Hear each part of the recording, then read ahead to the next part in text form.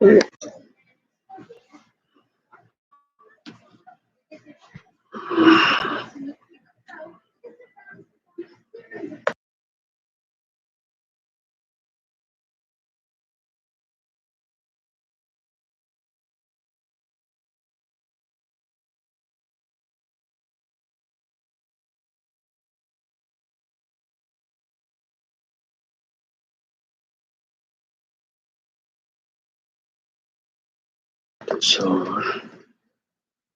what's my timer? Timer on.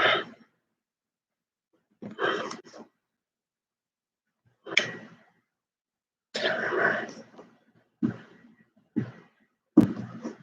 Okay.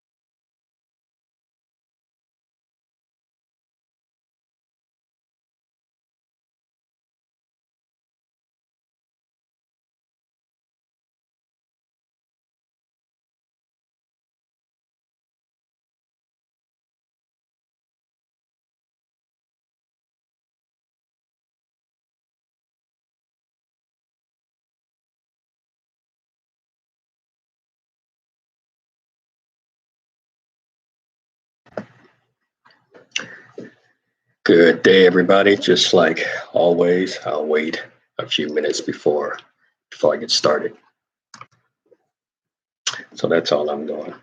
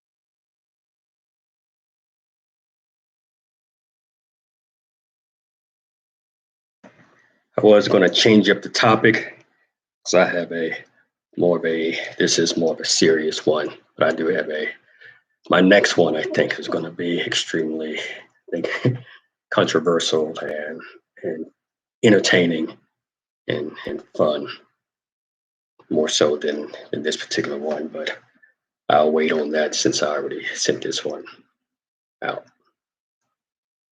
We'll wait another minute and start that.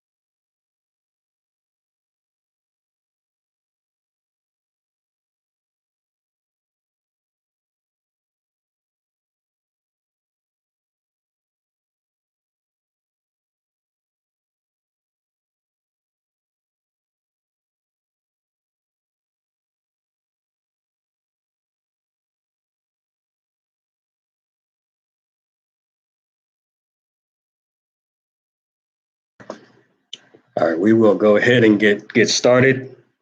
This is Dr. O again, creating another video. So I thank y'all who are participating and who are watching. And for those of you who haven't subscribed, make sure you hit that subscribe button and notification bell. Today's topic revolves around Black people in therapy and why it appears, or why does it feel, why do Black people feel the way they do about seeking mental health? That's what it seems like, that Black people, we shy away from a lot of things in the medical community for a variety of reasons. But it's believed by many that just Black people in general, we don't seek the therapy that we need or should. And I'll speak to my thoughts as we go along, but I do want to hear your thoughts on why, if this is true, if the statement of Black people shy away from therapy or they don't seek therapy or their mental wellness, why is this the case? If that's true, why do y'all believe that is the case?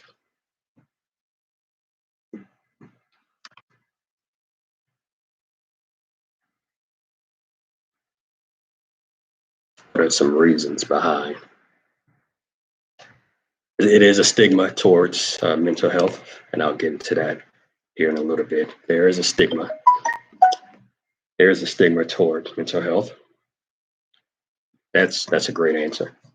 That's one of the two or three reasons that I keep hearing come up. What are some others?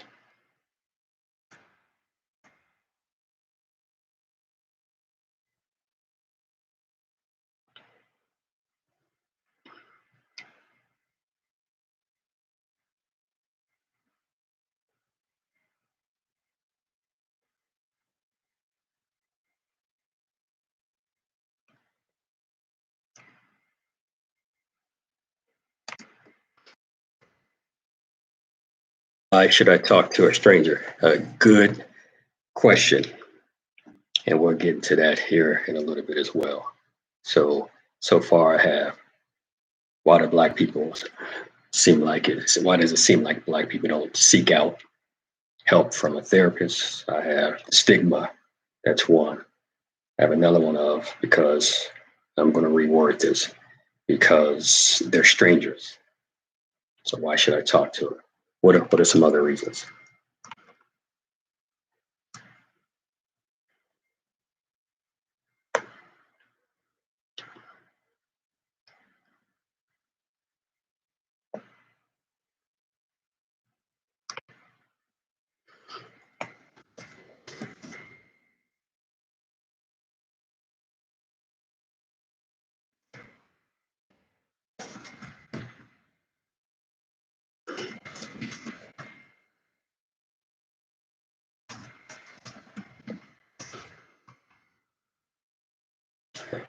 should I? That's a good one, actually. Why should I talk to a stranger?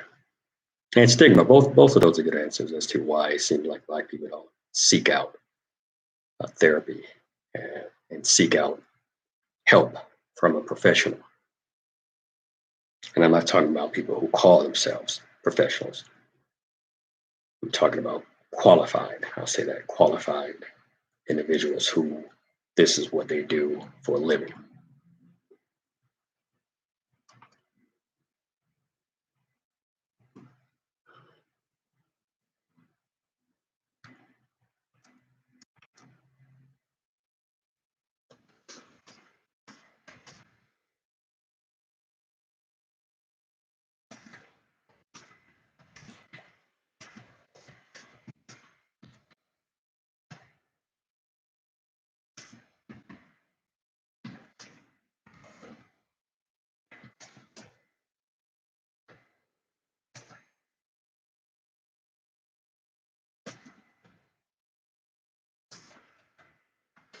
Many already have a distrust of the medical establishment in general and believe medical institutions hold racist attitude.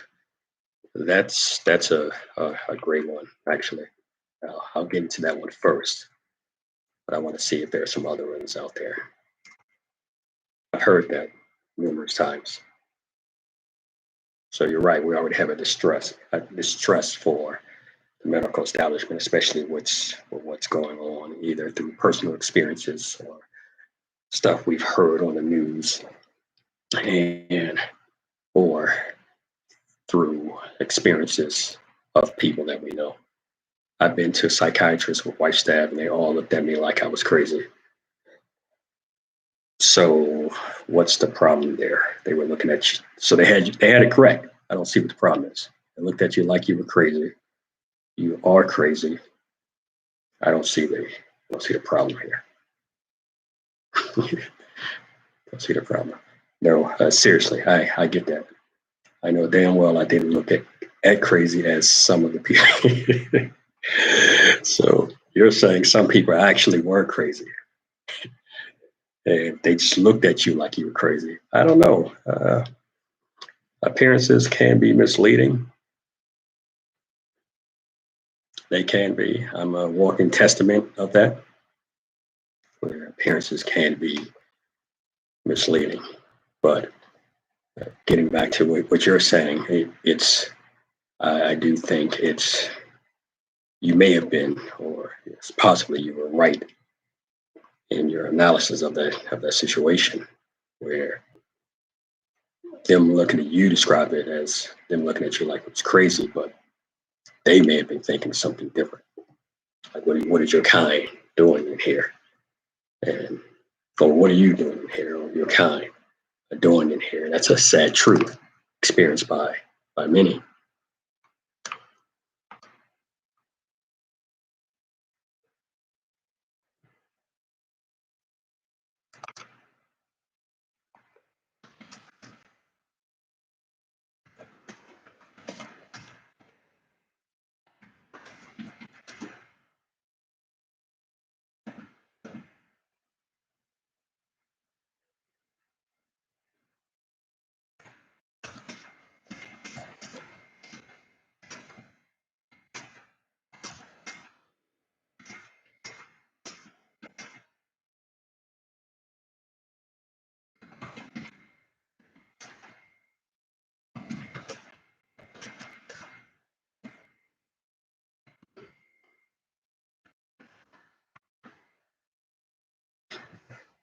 Right. Was it just that one time you went into you've been and you spoke, and then how did you get there? Not from a physically, but was it a is it something that you decided I need to do, or did like your primary care provider recommend that you go? Did you see something on TV and you sided with what the people were doing? You thought they were crazy, and then so you said, "Well, let me go get checked out." If I would have done the same thing, maybe I need to see someone. Like, what was the reason behind you going?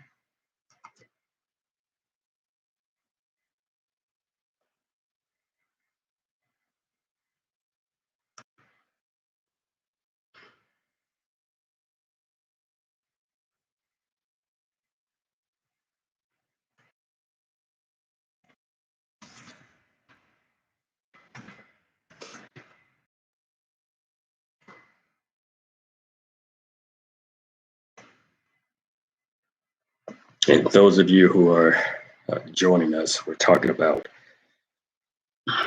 why does it seem like or appear? And I don't think it's imaginative. I think it's real. But why does it seem like Black people don't seek out help from therapists? Why is it that we don't go? We've gotten a few different answers. Just a general distrust of the medical establishment and believing that medical institutions hold racist attitudes. We have the stigma towards mental health. So that's what we're discussing. I was always told by one of my friends had I was suffering from depression. Said, oh, so somebody told you suffer from depression, and that highlights an important, or I think, an important fact. You didn't think you were, but your symptoms told to somebody else, and they said this sounds like depression. So it goes to, and I hear it more in men, but I think it applies to Black people in general, where we don't want to admit things. We don't want to admit when we are down or out. We don't want to think of ourselves as weak. Things like that. We just don't want to accept things. We don't want to look at things and say, okay, I'm this, because if I am this, then I'm not in control. He said, however, another friend told me, you ain't depressed, you just think you are. Just listen to some music. All right, so don't listen to the second person. Don't listen to that friend who told you you're not depressed. One, what qualifies them to make that statement? Even there, we're joking. But even in jokes, there can be some truth to it.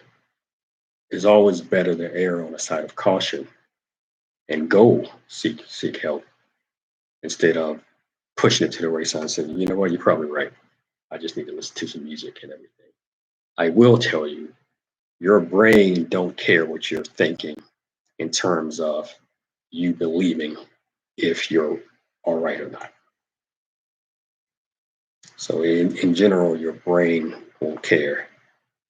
Now, you having a positive attitude and upbeat spirit and all of that plays a part in it. But if you're depressed, you're depressed. And there are many ways to get out of depression and everything, and include listening to some music. But for a lot of us, it takes more than that. And for a lot of us, it's deep seated, it's deep rooted, or seated in something that's deep. And because we may not know what it is, we may falsely contribute or falsely tie it to something else that has nothing to do with why we're depressed. But I want to get into the stigma, the first one, so I'll kind of do it in order. Like you said, the stigma within the Black community, I think that's what you said. Stigma, yeah. The stigma around therapy towards mental health. And especially, I think, in the Black community. So from a stigma perspective, it could have been, again, realized, like I said earlier, you could have experienced it. So you realize it, seen it on TV, you could have heard of other people having bad experiences, or even people saying, hey, it doesn't work. I actually overheard a few people talking about that, I don't know, 4 or 5 years ago, something like that. And one of them said, no, therapy doesn't work. It's kind of like what Dysa was saying, our friend said, just go listen to some music. But they were saying, no, it doesn't work. And there are people I overheard talking and said, no, it doesn't work for us. So we're Black.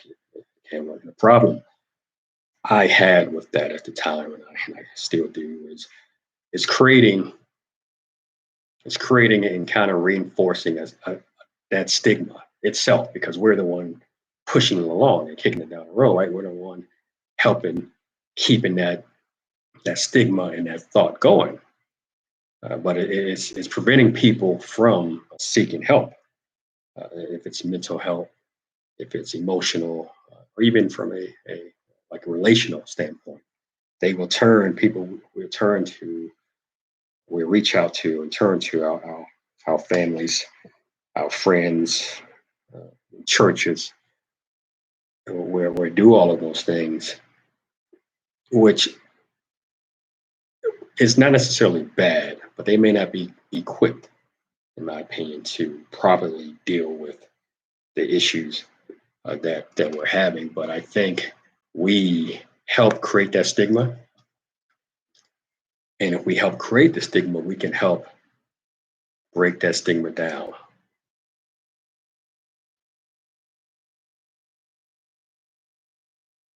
So you kept hearing that as well. It's not going to work. Yeah, and it's sad because you have the voices of some Black people saying it does work, but that's been overshadowed by the larger folks, or the folks with the larger microphone, which is, and all you're hearing is it doesn't work. Maybe it didn't work for them because they are like you, Ms. Dyson, are crazy. No, seriously, maybe it didn't work for them. Maybe they didn't have the right therapists because it's almost like a relationship. You can have the right parts. And if I'm a male and I like females, so you have female parts, but that doesn't mean we are going to work in the same way just because someone's a therapist and they're credentialed, have the title and experience or what have you. It may not be a good fit. All therapists can't work with all people. They just can't. Like some of us may not be able to work with atheists, for example. We find out they're atheists and we're strong Christian background and everything. It may not work because even though I'm supposed to keep things separate, some of my personal beliefs and feelings may get in the way. Or I may have a certain go-to response or a certain go-to resolution to the type of problems you're having because this is what worked, this is what I learned, this is what worked for the majority of the people. So I want you to try this, but that's not going to work for you. Yet I'll stay with this therapist because I've already said all these things. I don't want to start over, et cetera, et cetera. Furthermore, therapy is not just a one-time, two-time, or three-time thing. It can be, but too often do we quit and do we give up? And then you throw in the element of we don't necessarily want to open up. We don't want to open up and, like you said, Dyson, talking to a stranger and everything. Sometimes strangers are the best people to talk to because they're impartial. You're not going to have your friend saying, "Hey, you're not depressed." The therapist is not going to tell you that. Just listen to your music. They may make that conclusion later, but it's going to come much later. Good evening. So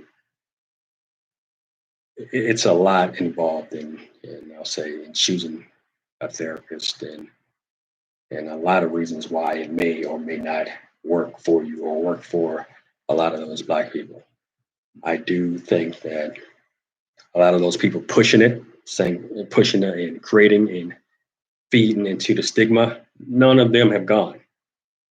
I bet as a lot of them have not actually tried to or experienced it for themselves. Or they went once maybe and said, no, this isn't right. But like I said, therapy, all therapists aren't equal. You may get along better with some than others. It's like a relationship.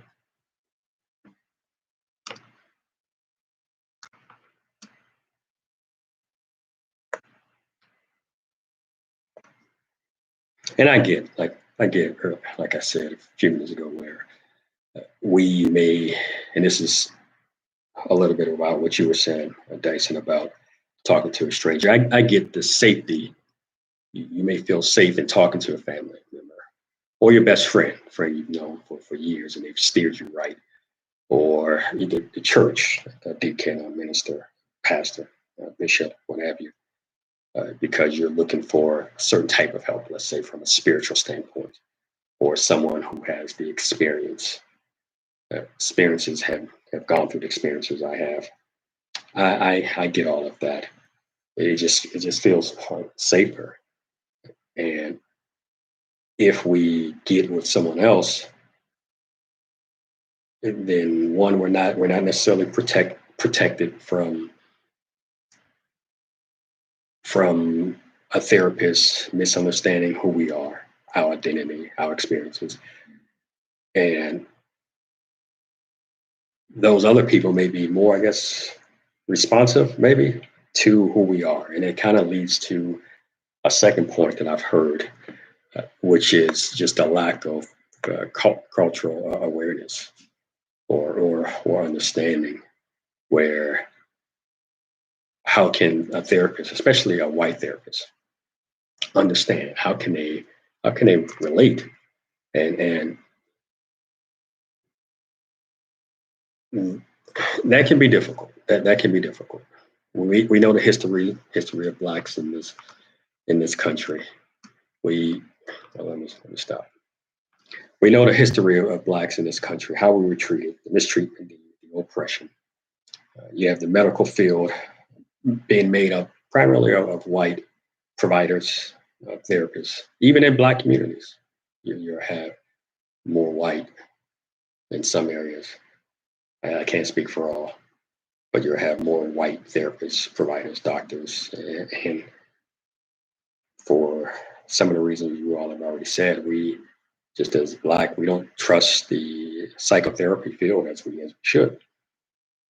But then you throw already, like Sean Dyson said, but then you throw in the variable of white providers, meaning they can't understand who we are, and how can they? It's they haven't experienced what we've experienced. They haven't gone through what we've gone through. They haven't realized or experienced the oppression and being marginalized in a country for generations and generations, and not necessarily their fault, but on the other side, they can't relate and understand us. So from a cultural standpoint, I've also heard that, where they just, if I'm going to go to a therapist, it's going to be a black therapist, because non-black therapists can't relate, can't understand. But bigger than that is even mistrusting the medical field in general, and specifically therapists. The one telling me not to go has never been. Yeah, so it's easy to say what a person should or should not do if they have not walked it. It's just easy. I've had just over my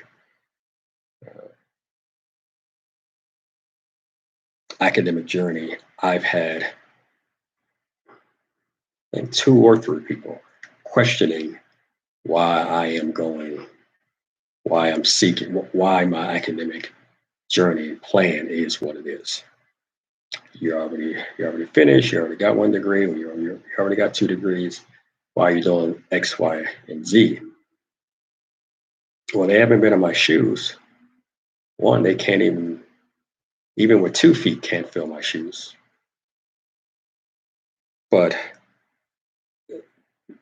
they were quick to tell me what I should and should not do, when they have no experience whatsoever with what they don't want me to do. And unfortunately, that's what you are going through or went through with that friend. I've been told by a black person only white people go to therapy. Yeah, so similar to the conversation I overheard a few years ago, where they said therapy is not for black people. It just is.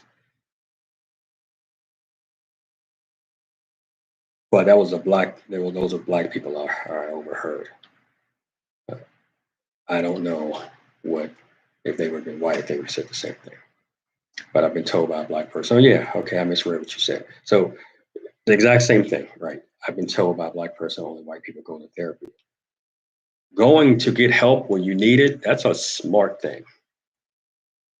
So is the black community not doing the smart thing? Well, what do y'all think? Because if your hand gets chopped off, if your hand gets chopped off, you're going to hopefully go straight to the ER. You're hopefully going to go straight to the ER if your hand gets chopped off. Raise your hand if you would not go to the ER if your hand gets chopped off. You're gonna go. Same thing from a therapeutic standpoint. It should be the same thing. I say it should be the same thing. If you only got one mind and you lose it, or if it's in anything other than a either positive or neutral state, and I'm not going to get into the impact. Sometimes it can be grave impact it can have on other organs in your body and what it can do and cause and everything. And I went through that. So I'm not, and I'm gonna open up myself a little bit here, but I couldn't escape that. This is not something that I have been able to escape and everything. For me, I would think I was in my early, I don't know, early 20s, maybe. I was in my early 20s, and and I couldn't. I didn't have things under control. I didn't have things under control, and so I should have went and talked to someone. I should have went and talked to someone, but I'm looking at it from a no. I got this, and I'm gonna get into that a little bit. I'd rather talk to myself than a stranger. Somebody said. uh, as long as you're not like me, I used to talk to myself all the time. But then I started losing the arguments. So I just stopped talking to myself. How the hell am I going to lose the arguments? Anyway, getting back to what I was saying. So I think I was in my early 20s, and it was from I was in the military at the time, and I couldn't handle things. I was stressed out. I was stressed out a lot. I was just really wasn't in a good place. And I ended up I ended up started losing my hair, I think at the age of 23. Baldness is not anywhere on either side of my family. And it was all from stress and not being able to handle stress, but also some of the other things that were happening in the military. I would have visions and dreams of being on top of the building with a sniper rifle, taking out people that I wanted to do harm to that were in my unit. And thank God I'm delivered from that. But it was real bad. I would sit in my car and I would have to like a mentor of mine. I remember once he came out, he saw me. And I think we had to be at work at 7:30. It was like 7:50. I'm just sitting in my car. And he asked what was going on. I'm sitting in the car and I said, I'm gonna use a different name. This wasn't his name. I said, you know what, John, man, I can't go inside that building today. I can't. If I go inside the building, if I go inside that building and one person says the wrong thing to me, just let somebody sneeze. Like if I sneeze and they don't say bless you, or they say bless you with an attitude, they look at me crazy because anything, I'm gonna lose my mind. But it got so bad where I was having neurological issues. My eyes would be jumping. Again, I started losing my head. Excuse me, I started losing my hair. I was having heart issues where my heart would be racing. I would feel fine, but my heart would be up 180, 190. And it was just a real bad time. And I should have went. I should have went and talked to someone because something dangerous could have happened. And thankfully it didn't. But I was going through. And it lasted a good probably 2 years, year and a half, probably 2 years. And of course, hair doesn't grow back, but the other issues, neurological and everything, that corrected itself. But I say that to say, and this is more directed toward the the men out there, because what I've seen in different scientific studies and everything is more black men, especially, don't like going. But I told a little bit of my story because far too often have I heard of or even held conversations with black men about their mental well-being. I would ask my male friends, yeah, hey, what's going on? Or how's everything? And it still happens today, but that's what it is. But I'd ask them either on the phone or face to face, hey, how's things going? I always get the same thing. I'm good. I'm doing all right. I can't complain. You hear that? So we move on to other topics, the main topics men talk about sports, women, sports, sex, women, and sports. So some of the things that we talk about. But I I keep hearing that even to this day. I keep hearing I'm doing all right. I can't complain. It's called, I think, the tough man syndrome, if my memory serves me correctly. So instead of seeking help, we'll say to another man to man up or to handle your business type thing. We'll say that instead of suggesting, hey, you should talk to someone. I'm not talking about talk to yourself, like a couple people said, and like I used to do, but I had to stop talking to myself again because I started losing the arguments when I would talk to myself. But we say handle your business, man up, instead of making suggestions to talk to someone. And and this can and often has led to like social isolation, which is okay to a point, to a degree, to help you meditate or pray or thinking things through. Whatever you do, it can be okay to isolate. But men, we would take it to a degree that social isolation would be long lasting, and we end up cutting ourselves off from friends, family, but most importantly, professional help. And even I've seen it; they cut themselves off from themselves, and then even beyond cutting themselves off or isolation, some men told me that they are anxious about going, or they don't need the help. They won't admit it that they need the help.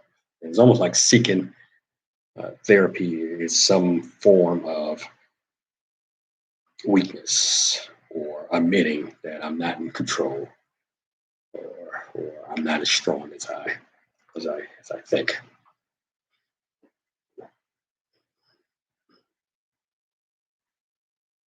Somebody said I'm all for seeking help. In fact, it's life changing. Sometimes talking things out can be very therapeutic. Absolutely, of course it can. What are your thoughts on?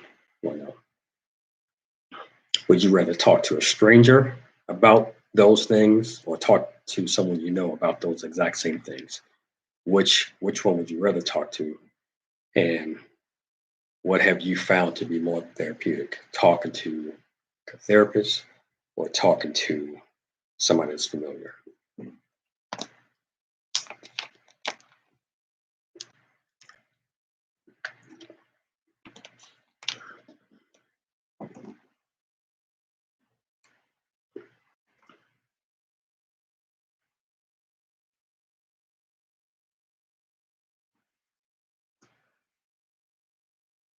I know for me, it's an either or for me, but I really got to be selective if the person's familiar with me, because just because you know the person and you're familiar with them does not mean they're suitable to give advice.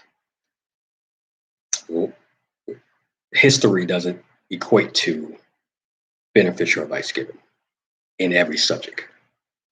Maybe he or she is well versed in,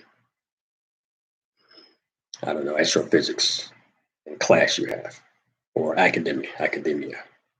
just school in general. Maybe he or she is well versed in business because they've started quite a few and they're successful. Or spiritual, so you're talking to like a deacon or a minister. But I have to be selective because, unlike therapists who have a ethics code and they can lose their license and everything from sharing your business, people may, in my experiences, they're good friends.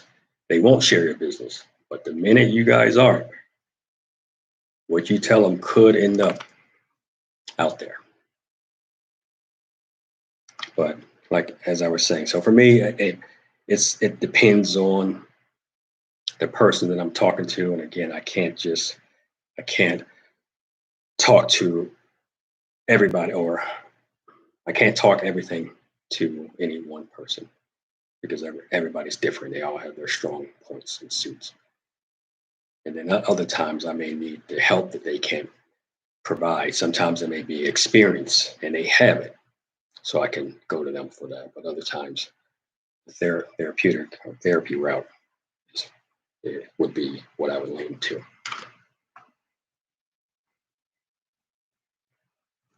But I was asking Michelle, you said you're all for seeking help. It can be life changing. Have you, is there a preference? Would you rather, or are you the type that would rather seek therapy or somebody familiar? I think talking with the professional can be beneficial in getting different perspectives. Some friends don't want to hurt you or are there just for support. Yeah, so some friends don't want to hurt you, so they don't want to tell you the truth. They don't want to be the person or the people who get you to realize things because they don't want to jeopardize that friendship. Because for some reason, we have a difficult time. In my experience, we have a difficult time accepting the honest truth. We do, and we look at them, or you're mean or whatever. Well, who doesn't want to be around people? I think in general, who doesn't want to be around people who would agree with them? Right, bias. Right, so they're going to be around people who would agree with them. Yes, men, yes, women type people. Yeah, I agree. That's a good idea. But what we need at times is those who are going to tell us the truth, who have no connection to us, and to a degree, they're not going to care if they see you again. They don't care. They're just going to give you what it is. If you don't want to come back, you don't have to come back. I'm not your friend. Friends can be biased, and that's powerful. They can. The problem is they won't admit it. They will not admit that. They, they, they won't admit it. For whatever reason, they won't admit it. It's almost like a following the crowd type of situation, and it's almost like a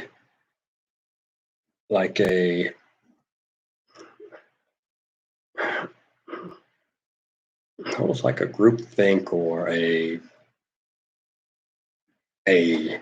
crowd type psychology. It's an extension of social psychology where we're going to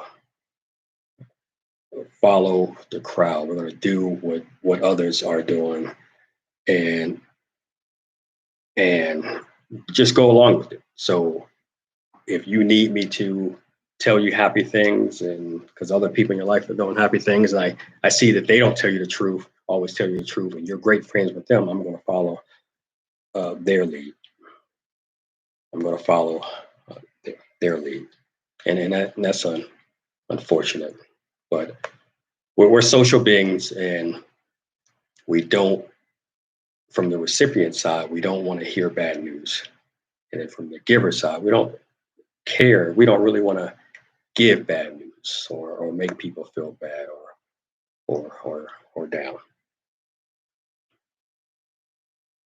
So it's almost like they're there to reinforce what you think. And that's where the bias come in. It's like a group polarization type situation. The idea from a sense of like-minded people in a group will stay in a group and reinforce another person's viewpoint.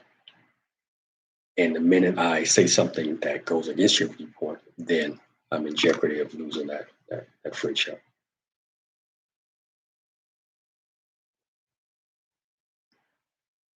And those of you who joined us late, we were talking. I asked the question, why does it appear Black people don't like going to therapy? And we had somebody said stigma about mental health. Somebody said talking to a stranger. Why would I talk to a stranger? There was another comment made about just a general mistrust of medical providers.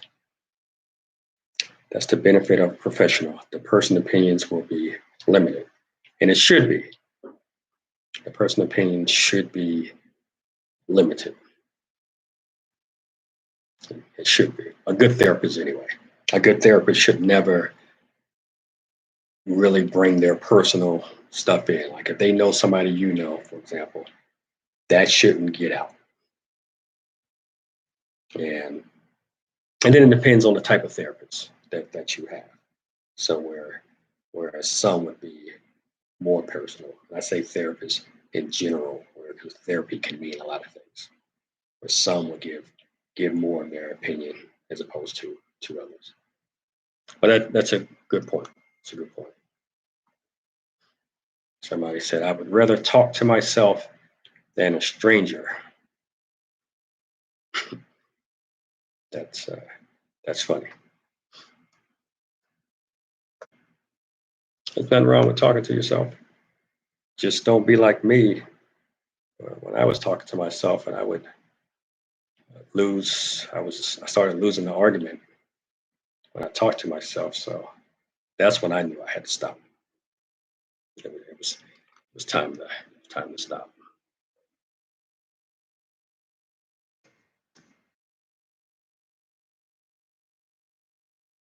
That's when I knew.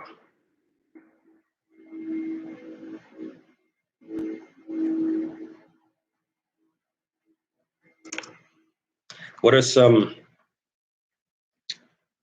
other reasons why you all think that Black people don't seek out therapy? What are some other reasons?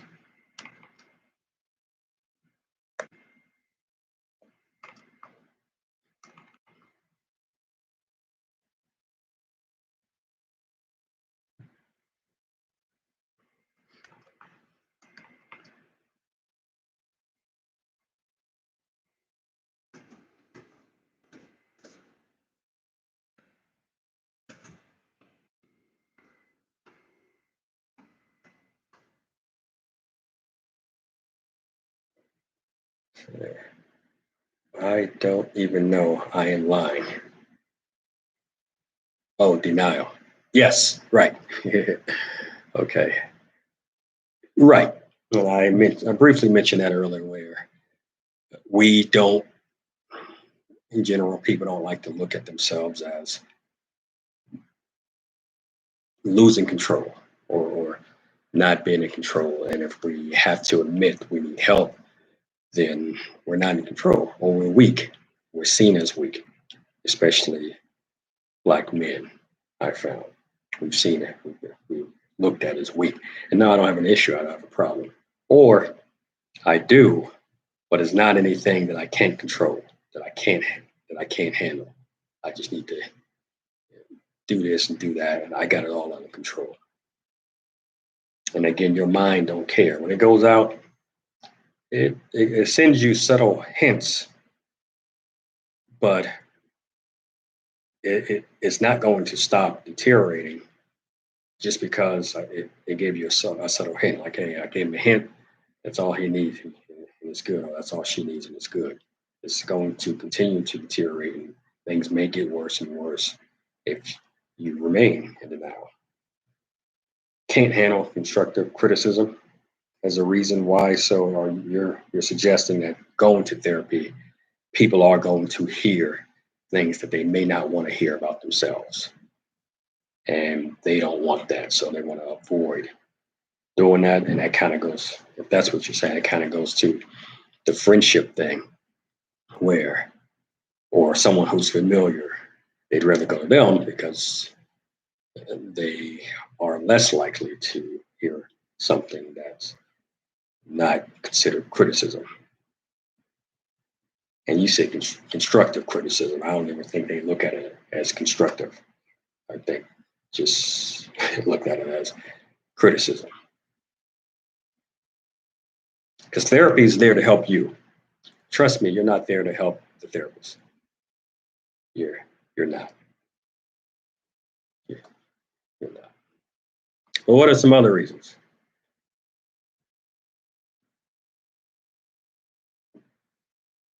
What are some other reasons y'all think Black people do not seek out going to or seek out therapy?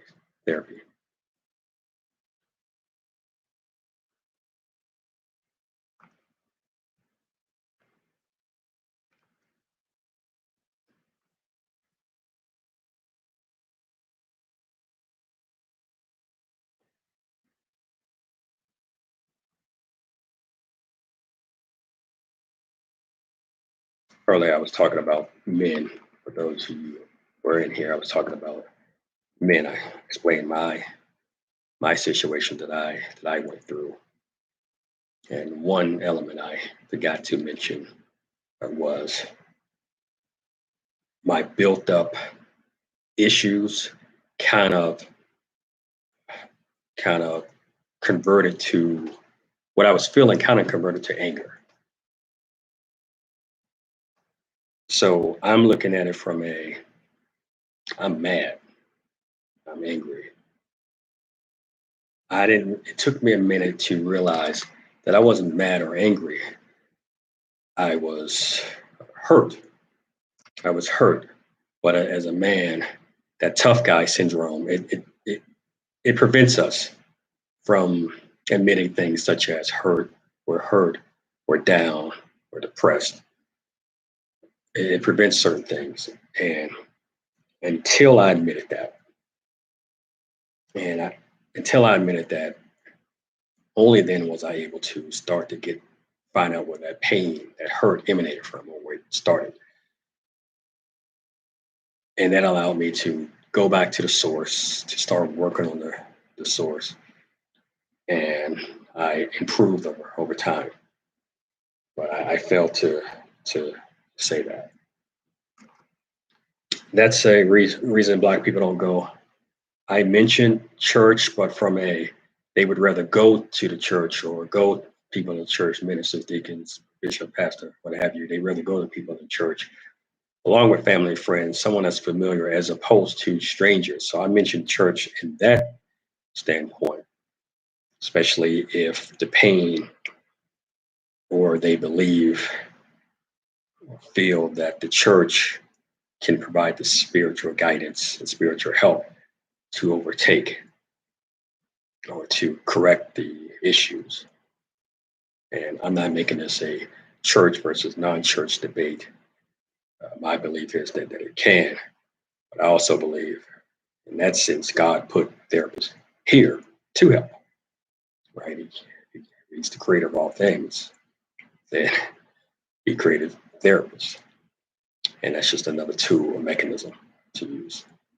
But from when you say, what do you mean by when you say church is a reason Black people don't go to therapy? What do you mean by that?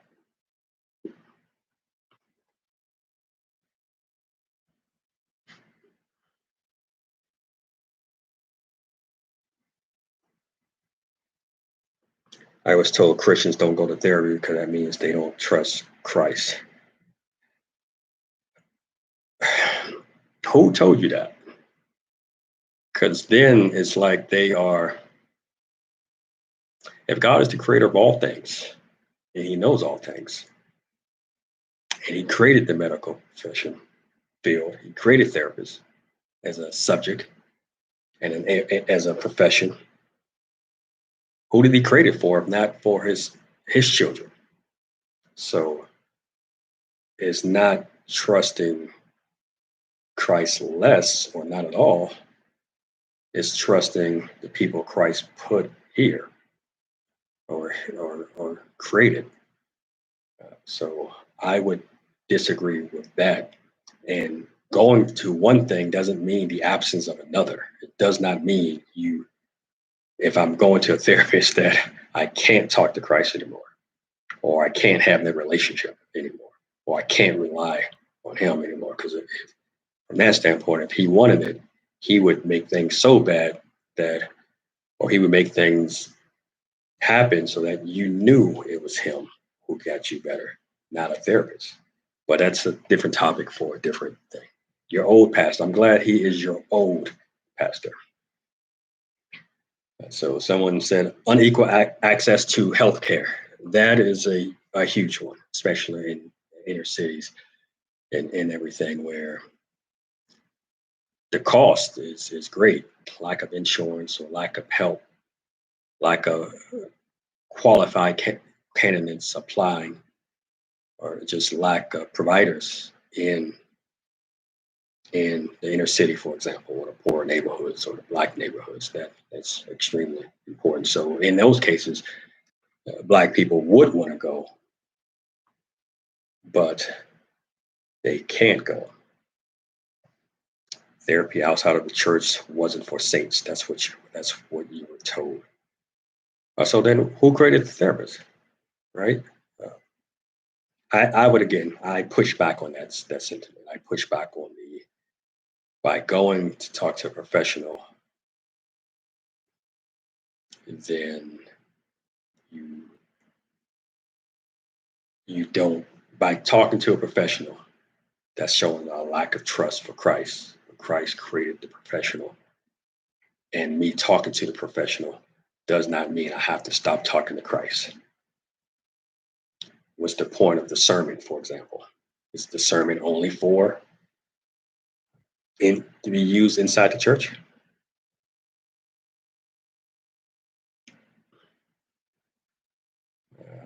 I was a rebel against the church if I went. Oh, okay. I'm really glad he's your, and I'm not trying to make this into a church versus non-church thing, different topic, but I'm glad he is your old pastor.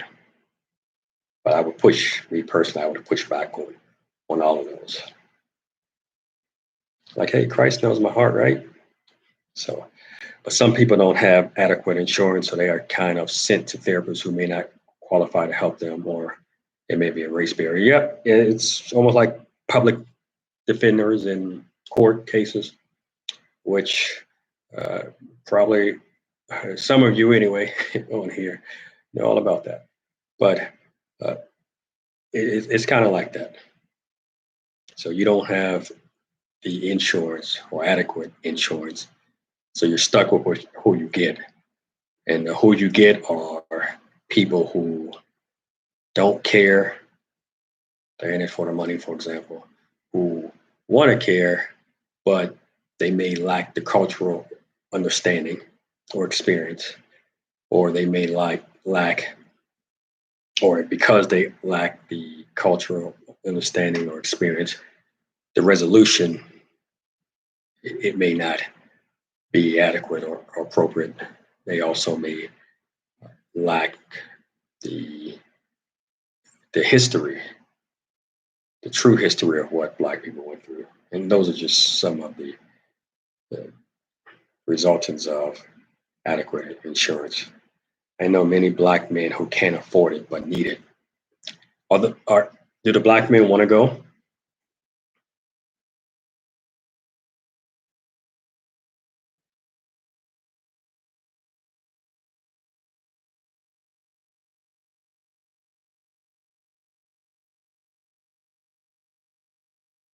Because there are different avenues out there, and it may not work for everyone, but you get linked up with, for instance, people who are working on their master's or their doctorate or PhD, and they're doing interns and they're learning and everything. So they're doing 100 hours that are required, for example.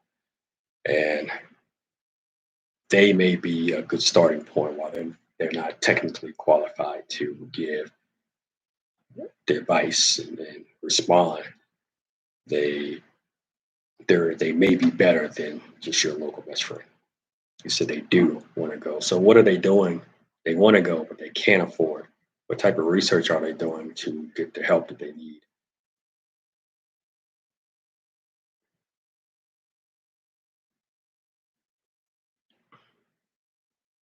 Yeah, some can't afford the price that they would have to pay out of pocket. And this was a question I was going to actually ask them now. What what can we do to two questions? What can we do to? No, I'll just ask one. I'll ask one later. But what can we do to make it or create the atmosphere where Black people or the opportunity where Black people who want to go to therapy can go to therapy? Because we all can play a part in it, I think. But what can we do? Some don't want to go. They don't even think they have a problem. Some blame the world instead of looking inside themselves. Yes, I tell people from time to time that I mentor, if you're without, look within. And if you're without something in your life, whatever it is, peace, joy, happiness, money, whatever the case, look within. Some people don't want to look within because they're afraid of what they'll find. And I'm kind of going through stuff like that myself now, and introspective or reflection on what it is that's going on in my life, what's in my life, and things that I need to do, changes I need to make. Some of them significant, some of them long standing, coming over from early 20s and stuff like that. And then some, and they may be major or minor just because it's a long time ago doesn't necessarily mean it's a major. But I'm going through that now, looking within.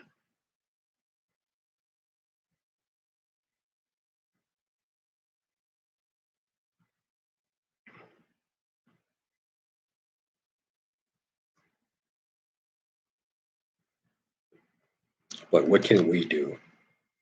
Or is there? Do you feel there is there anything we can do to help or to increase opportunities for Black people to get the help that they seek?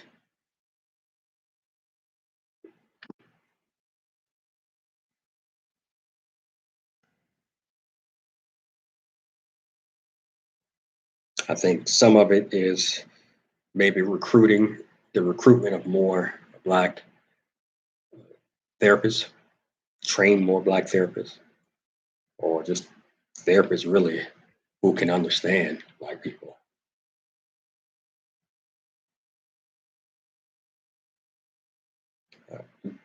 Increasing cultural awareness, I think, is another one. So, regardless, and this can be for Black therapists, but especially non-Black therapists, where you're helping them be more culturally aware or informed, responsive type therapists of Black people.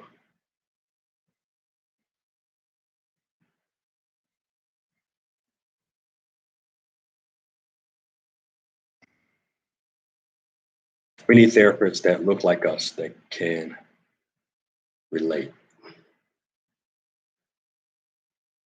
I agree, but we can't lose the idea of therapists don't have to look like us.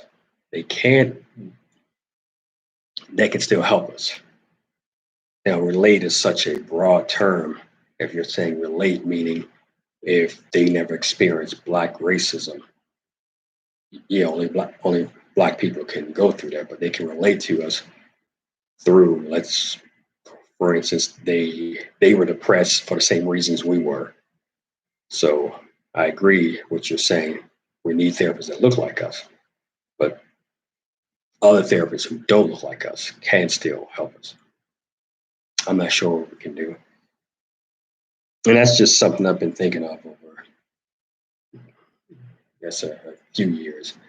And I think training more Black, like Michelle said, training, getting more Black therapists, training them, recruiting them, increasing cultural awareness so that we have better informed, cultural aware therapists. They don't necessarily need to be people of color. But I think that's some of the things we could do. There are Black therapists out there. They're just, the advertising, the marketing may not be right. You may not know they're Black because they don't have the Black name on their website, for example, and they only have pictures of. They may have one Black customer and then a whole bunch of white customers, but they may be Black. So I think that's something as far as just putting up pictures, saying, hey, we exist on our website, we exist. But it may also take like a marketing campaign and just going around the inner cities and everything. But I think one thing can help, and I kind of got into this many years ago, but I stopped and my life took another direction. But like more nonprofits, more nonprofits that could help, not just with ensuring the Black people who want therapy can get it, but can change the stigma, help change the stigma of therapy for Black people. That's one of the things, for those who joined late, one of the things we discuss was stigma in the Black community. In particular, we are the creators of that stigma.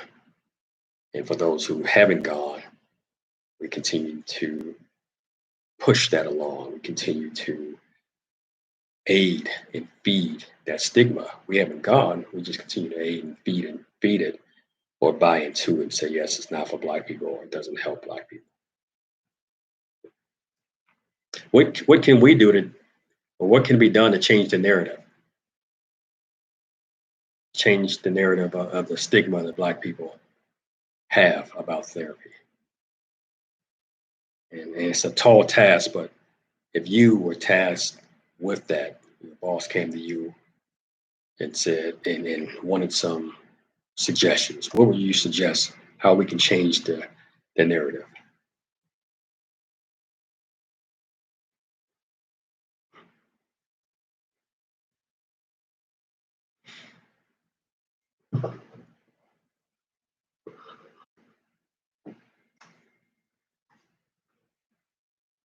It does. I agree. I agree.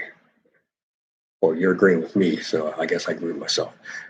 The stigma needs to change about Blacks in therapy. I'm wondering where that started now. It emanated from somewhere, and all it takes is the right person, or even the wrong person, but with the right microphone.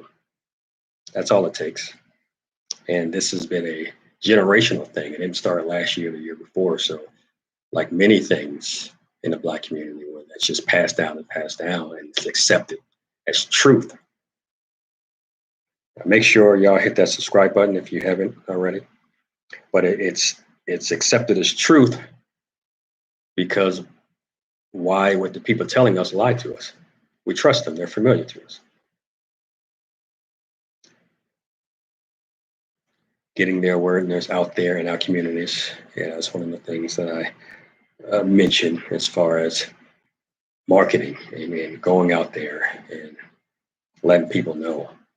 But from a squashing the stigma, I think it may take Black people doing it. Say, hey, I used to be like X, Y, and Z, and now I'm A, B, and C, and it's because I went to therapy. I had all these issues. It's going to take men, I think Black men going, and telling other Black men, I'm just as strong, just as masculine as you are, but I'm stronger in the sense that, hey, I can admit when I have an issue, and I'm better because I no longer have that issue. You're still dealing with yours. And one of the things I was saying, those of you joined late, and I have conversations, and I've had conversations with men, and I still do to a degree, where I ask them, hey, how's it going?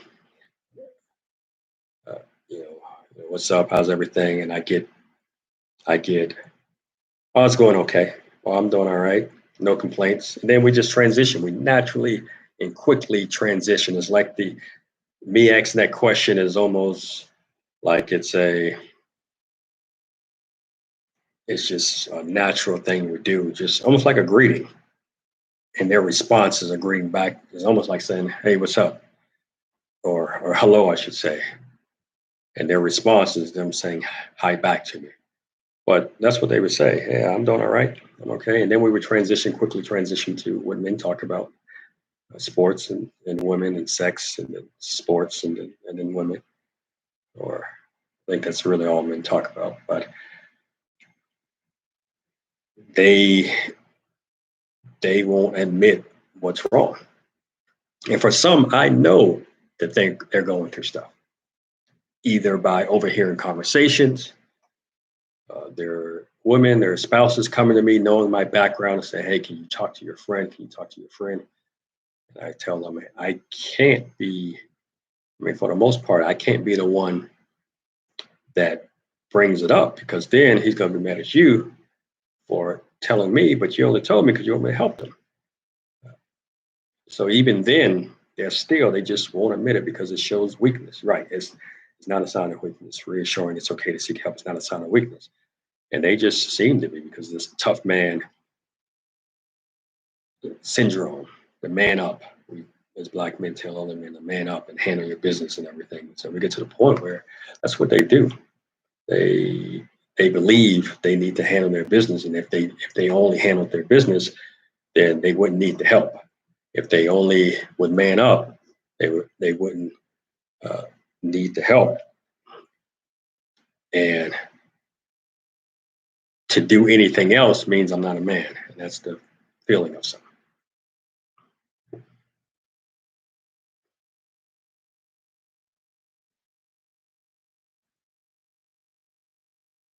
But okay, another question: why do y'all think that is? Why do y'all think black men, talking specifically black men, about black men? Why do y'all think black men has that more than women? I think really push against going to therapy. Is there anything else that we haven't said already? Sign of weakness, man up, tough guy syndrome. Is there anything else that y'all could think of as a reason why black men, more so than women, really push going to therapy?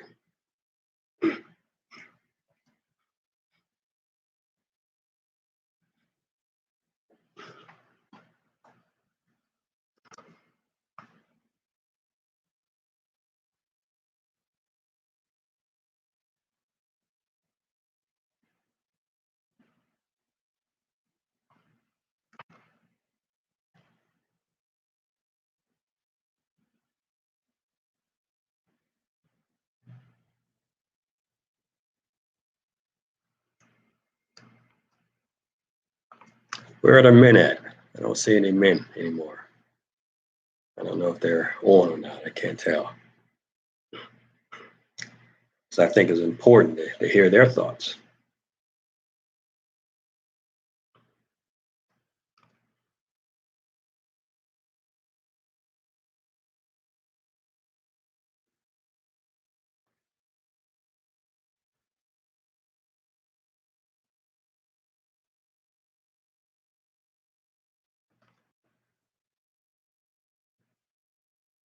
I think it's important for, I think every man should have at least another man that they can talk to and grow comfortable with from a therapeutic standpoint. I think that's something that's not thought of too often. And we're so stuck on the tough guy syndrome that even if we feel something, we won't say something. Even if we have an issues, we we won't say what's really going on with us because it goes against the man code, it goes against the man laws, it goes against strength and bravery and just all things masculine.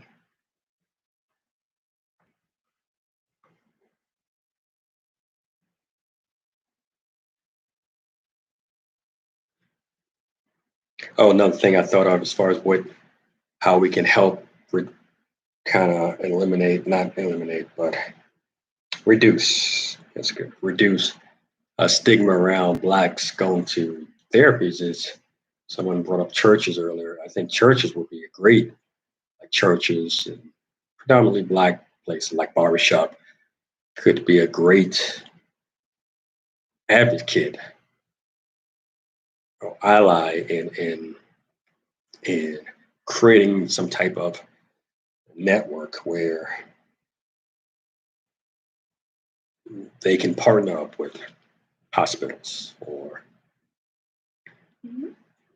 therapy locations if they're outside of hospitals and to address just the needs of their local community. I think that would be a very powerful thing if something like that existed. And that's in addition to training them on some of the things we already mentioned, being culturally aware or attuned to what's different about the black community, what's unique about the black community, especially black men, and just how to handle this. For instance, a lot of slang talk, different vocabularies we may have, how we still feel we are in present day slavery to some degree, and present day issues that we're going through. They are told you're strong, you survived slavery. Some have survived prison. Like you said, it's a man up thing. Right. So surviving slavery and surviving prison, all great things, of course, all bad things, but all great things. But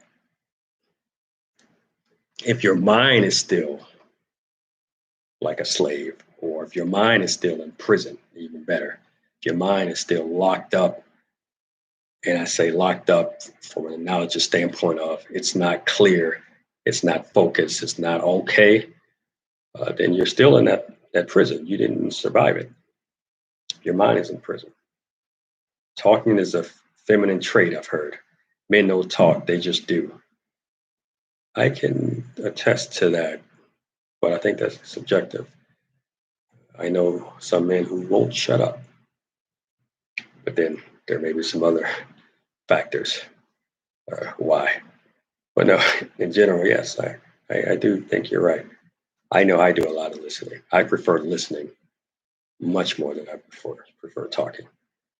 Says somebody wrote, because men showing emotions isn't looked upon as normal. No, not at all. Not one bit. Except for laughing, I guess, which I do a lot. Somebody wrote, I believe most black men do not trust white therapeutic models because of identification reasons. Not sure what you mean by identification reasons. With that being said, black men will benefit most from black examples. They could benefit most from black examples. I would hope that's true. But the problem is there's a lack of black examples. There's a lack of black examples. I'm sorry, what was the question? I don't know which question you're referring to. Being a prisoner of your own mind is damaging. Yes, being a prisoner of your own mind is extremely painful, damaging. And when you are that prisoner, when you're a prisoner of your own mind, the problem with being a prisoner of your own mind is recognition or lack thereof, where you don't recognize that there is a problem. And so it's just keep being, you're remain in this loop. You have a problem, you don't see it. If you do see it, you won't admit it. You have a problem, you don't see it, and it's a loop that you stay in. I've asked quite a few questions. I asked what or why does it seem like black men more than anyone or more than women push or against seeking therapy? I think that was the last question I asked. And it's hard to trust. King was saying, he believed most black men do not trust white therapeutic models. I think it's hard, again, I don't know if you were in here earlier where we were discussing just the lack of cultural awareness and understanding and relatedness to black people where if you haven't walked, some people have, if you haven't walked in my shoes, perspective on things, how can you give me advice about anything?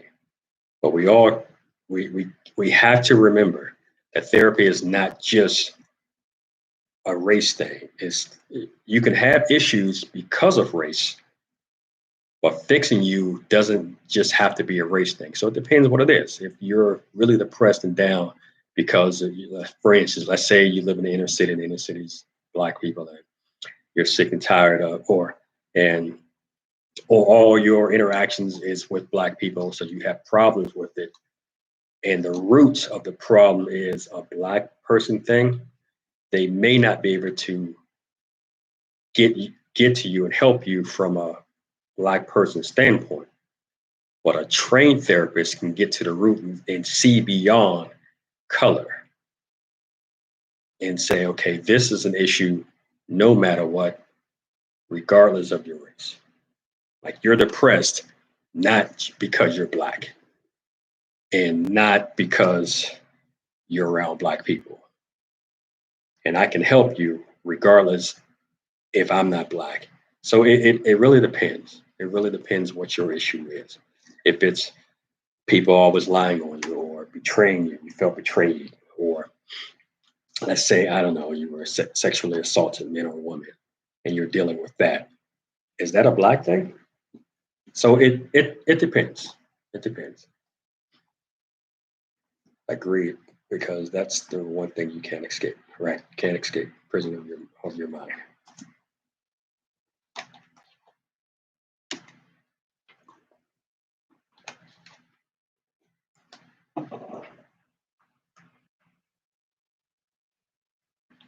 Because men showing emotions isn't looked upon as normal.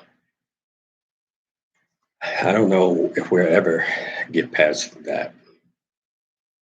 Because if we're taught things seemingly from birth, with a lot of things and with other things, as soon as we can start talking and everything. And I'm guilty of that. I had a godson where I think he was 4, 5, 6, something like that. He was crying.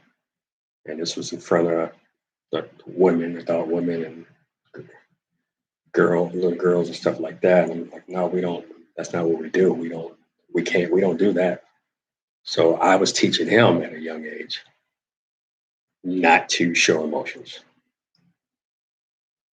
Depending on the therapeutic goals and issues, I'm not sure what you're responding to, but I think you're talking about if I asked if that's a black thing, or I was saying, or if you're saying that you may need a black therapist depending on the issues that you have. In which case, I would say that's a true. I agree with that statement.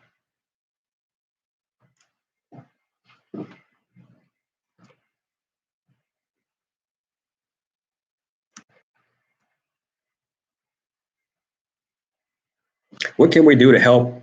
And a similar question asked earlier, but it may produce a different answer for you. What can we do to help Black people see that there's value in therapy?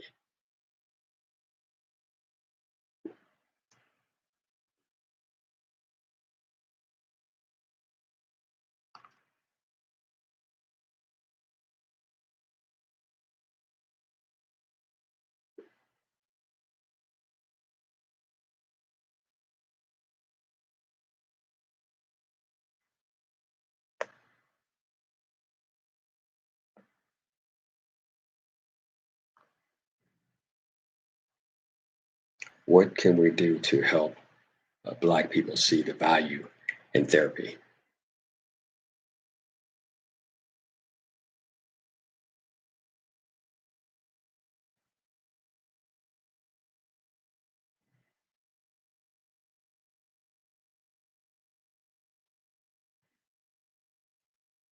And I have a follow-up question, but I'll wait a minute or two to ask that question. But what can we do to help Black people see value in therapy? Similar question asked earlier, but asked this way may yield a different answer.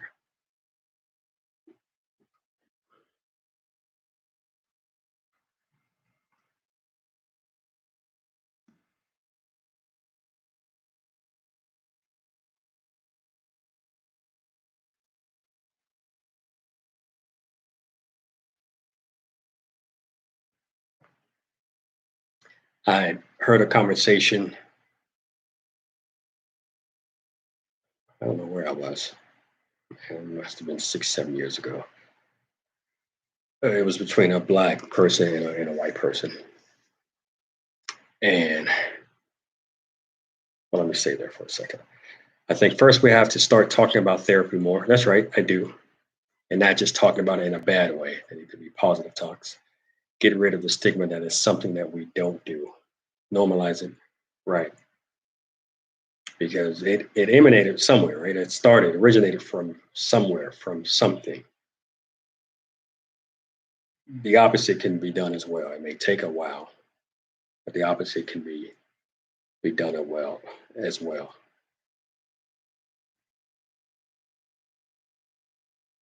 But getting back to my story, I don't know exactly when, maybe 5, 6, 7 years ago, where I overheard a white person, a Black person talking. And it's a little bit off subject, but can kind of apply. But I heard they were arguing over something, some type of race situation. And a white person tells a Black person, he said, why do Black people exaggerate their hurt, like, and how bad they have it? Why do y'all? It seems like you're all exaggerating, like how bad it is in the inner city, how bad you have it, how bad poverty is, how bad the differences are between white people and Black people as far as opportunities and access to medical care. And that piece is why I bring it up. But it was just a lot of back and forth. And I know there was some shoving involved, but I vacated once all that happened because I can't go to jail for nobody, so I can't even be a witness to identify somebody. But it is kind of relevant here in that my question is the stigma, or in us feeding the stigma, I'm just saying Black people in general, in us feeding the stigma, have we exaggerated anything?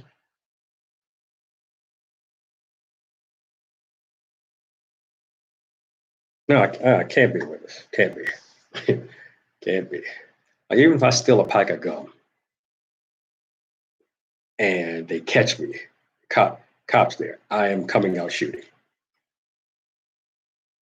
Probably make matters worse, but there can be no chance of me going to jail. Can't even be a witness. Funny thing is, I used to do prison ministry. Used to go and speak to prisoners, go inside, inside behind you're in the bay, for example, and they open up the gate, the bars and everything. So I used to do that. Did it for about, I don't know, 6, 7 months. First time I went, I was hesitant because what if I looked like somebody? They thought I was somebody else, and now I'm in the system. But I got past that. He said, I don't think we have exaggerated anything. Okay.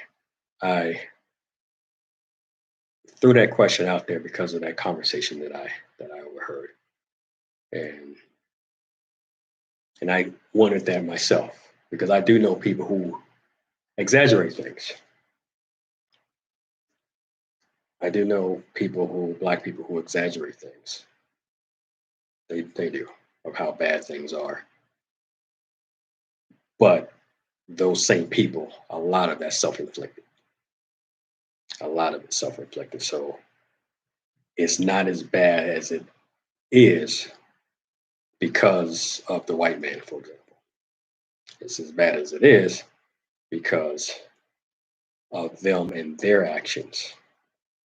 Yet they tie the consequence to anybody, any race but them or their own. I think Black men working with white therapists, many fear that their therapists will not fully understand their cultural or racial experiences. So yes, that's what we was talking about earlier. And I think you were probably late getting on here, but we were talking about that earlier and how the lack of cultural awareness or not being culturally attuned to Black people and their racial experiences. And we can talk all day about that, from slavery all the way to present day, the oppression, marginalization that takes place and continues to happen presently. But from a cultural standpoint, if you haven't walked in my shoes, been in my shoes, how can you understand? If you are you able to relate to Black people? And then for racial experiences as well, the racial problems and racial tension and all of that. I will say, I'm sorry, I didn't mean to say I will say, I'm actually just going to say it. But does a white person, the question, does a white person have to understand your culture to be able to help you? I think it really is contingent on the issues that you're there. For instance, if you're there because you were sexually assaulted or you were raped or you were abused and you haven't gotten past that, is that a Black thing? So in that case, what does culture have to do with it? Just as an example. But I think a lot of instances are not bad. I do think, though, some are as bad as it seems in the urban area. Yeah, so that's a different topic, different subject uh, for a different day. So doubtless is that fact that things are bad in many areas, and there's no exaggeration there. However, I think some are just going with the narrative, and a lot of those, when I see a lot of the some people are self-inflicting their bad circumstances, and that's the only point that I'm making. So I can't spend all of my money as soon as I get it on the latest Jordans or the latest watch or or women, the hair and whatever. I can't, but then say I'm always struggling and the white man is the reason why. Like, nah, man, you don't even have to be living where you're living if you were more financially disciplined. That's just one example. And I was using that from an exaggeration standpoint, not to say that there aren't bad places.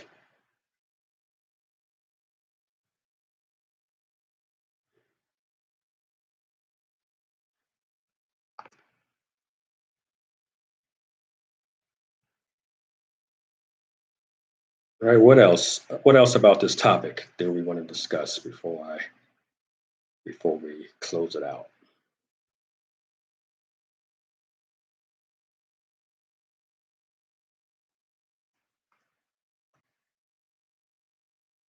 You said some. Yes, I can agree with that. Right. Nothing's absolute, or when we're talking about this, it's not an absolute thing. And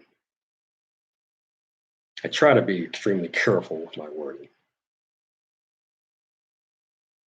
I qualify some of my words from the get go. Like if I say men or women, I can't. I'm not talking about all men or all women. If I say Black people, I can't be talking about all Black people. But I'm just using that term or those terms in general. So no, they don't apply 100% to any side or any race or any gender, etc.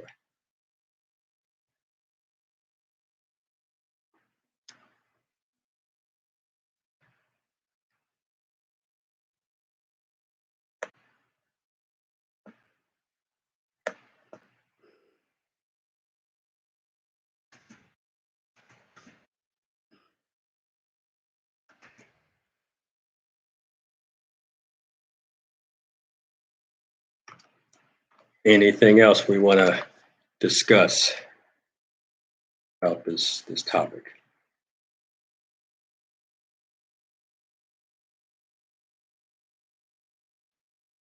I read a study. I don't know this. I can't recall the source, but and I don't know. I think it was saying around 15% of the population. I think maybe it was a census study. I don't know, but about 15% of the population identified as Black. I think they said Black or African American. I'm just saying Black. But of those, anywhere between I think 15 and 20% reported having a mental illness in the past year. And the part that escapes me, but I know it was a low number. Out of those millions of people, that 15 to 20% of that population, less than 5%, I think, if I'm not mistaken, went to seek professional help. And I thought that was very discouraging. I appreciated their candor, the participants' candor, but I thought that was very discouraging. And some of the conclusions were what we're talking about here, just a mistrust of the medical system in general, specifically, but specifically therapists and everything. And that was one of the things that came up. And they also pointed to a lack of Black / African American providers. But they also said those providers provided better care. So Black providers provided better care to Black patients, but there was nowhere near enough. And so that speaks to some of what somebody said earlier is we need more people like us.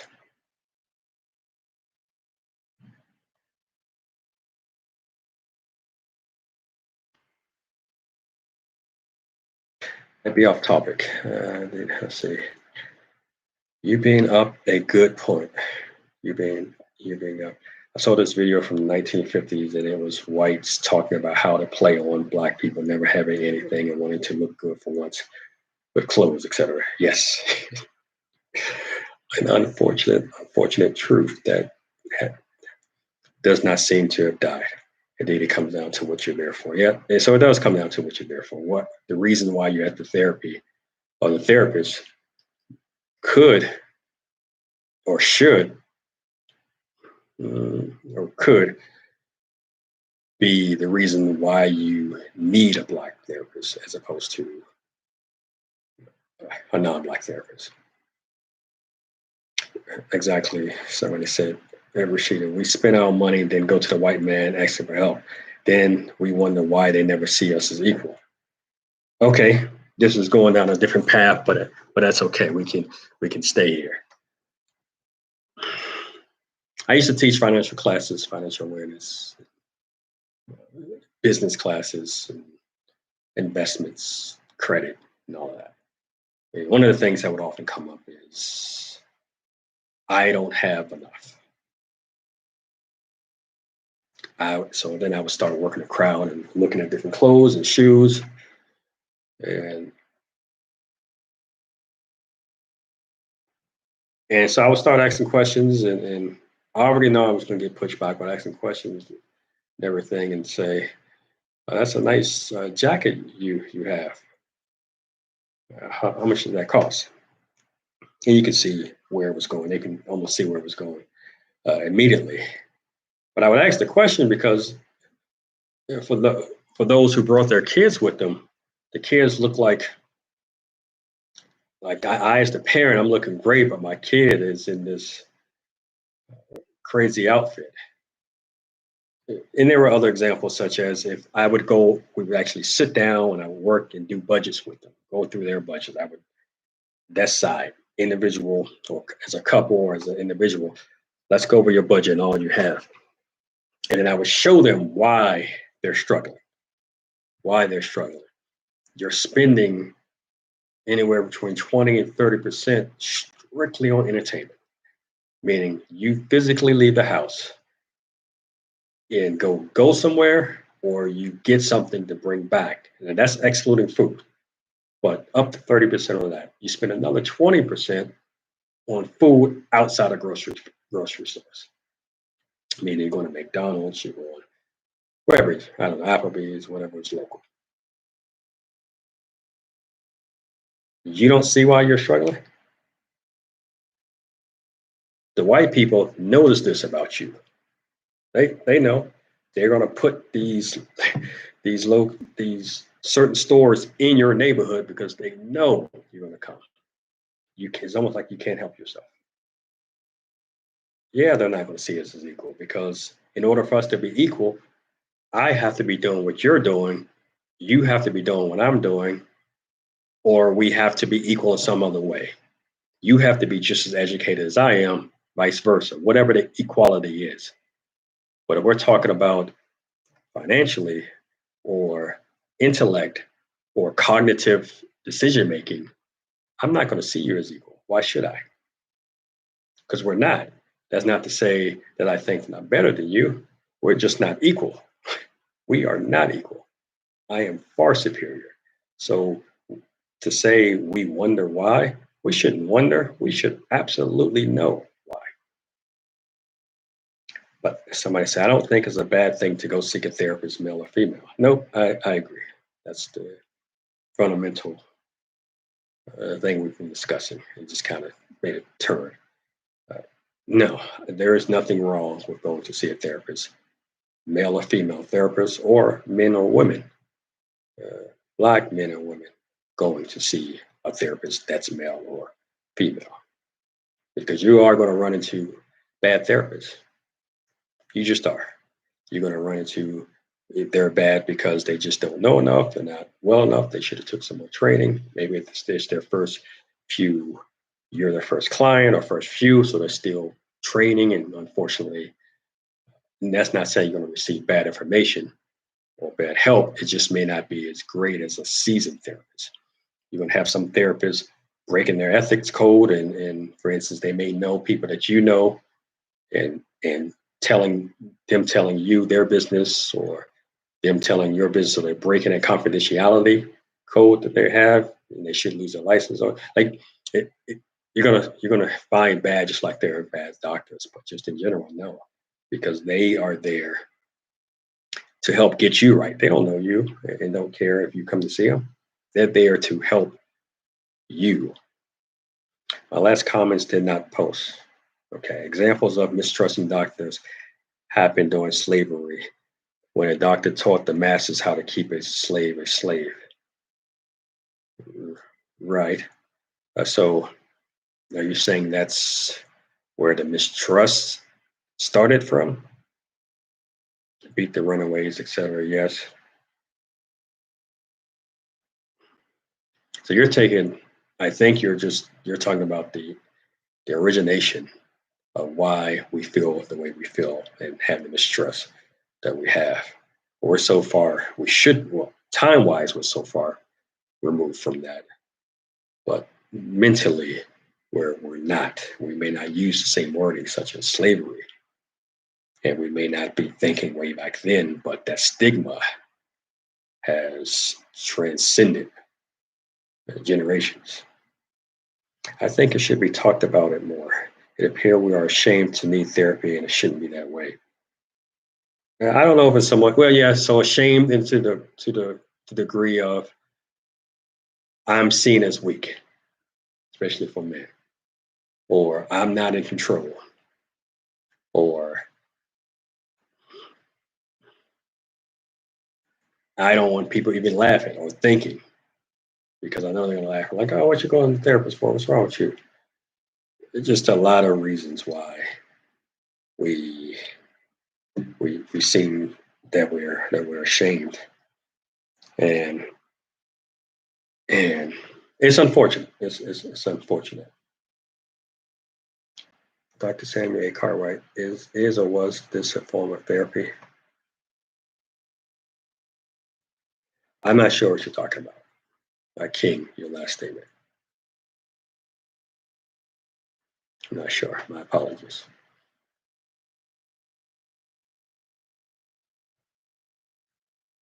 Or you're crazy. Yeah. Well, so they think they think you're going to therapy because you're crazy, or that you're crazy for going to therapy.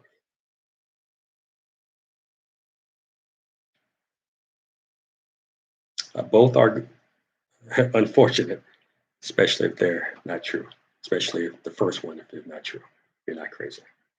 Although we did have someone say that they went to therapy once and everybody looked at her like she was crazy. I'm betting on the side because she is crazy, but I wasn't there.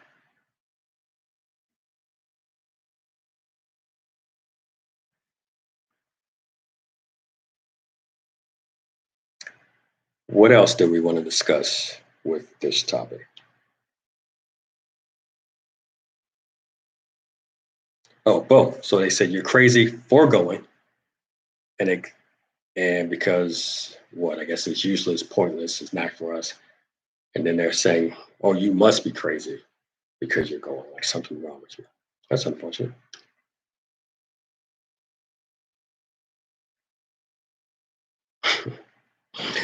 That's not cool.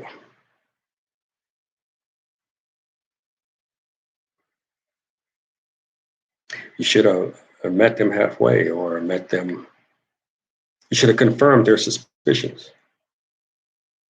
Started acting crazy. Started talking crazy. Sounds like something I would do.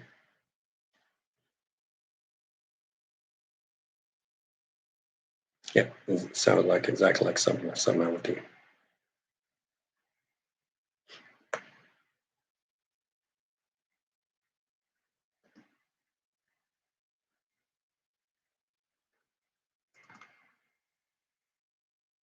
Make sure you hit that subscribe button and that notification bell if you haven't already. Oh, kids in therapy, that needs to be a thing. It, it it's a touchy subject. It is a thing. It does exist, but there are some ethical issues involved with that. There really are. And then from an age limit, at what age can you trust a child to really say how they're feeling and you really understand it? Is this what they're meant? But yes, some kids need it. Some kids actually need it because regardless of age, we all can use help if we need help. But that's such a touchy situation, ethics and morality involved in all of that. It is a thing, but it is already a thing. But I think it's just the same. Black kids may be one thing, and white kids, I think you're going to find the same problems. Black, regardless if it's a kid or adult.